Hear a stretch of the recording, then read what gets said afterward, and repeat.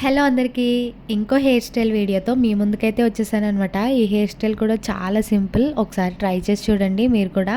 First ఏం చేయాలంటే front ఉన్న హెయిర్‌ని మొత్తం కూడా బ్యాక్‌కి కోంబ్ చేసి ఒక రబ్బర్ బ్యాండ్‌తో సెక్యూర్ చేసుకోవాలి. ఆ రబ్బర్ బ్యాండ్‌ని కొంచెం కిందకి పుల్ చేసుకొని ఆ హెయిర్‌ని లోపల నుంచి కిందకి తీసుకోవాలనమాట. అప్పుడు అలా ట్విస్ట్ అవుతది హెయిర్, నేను వీడియోలో చూపించినట్టు. ఇప్పుడు ఏం చేయాలంటే సైడ్ కొంచెం హెయిర్ తీసుకుని ఆ ట్విస్ట్ చేసుకుని ఉన్న దాని లోపల నుంచి కూడా ఈ తీసుకున్న హెయిర్‌ని కిందకి లాగాలనమాట టైట్‌గా.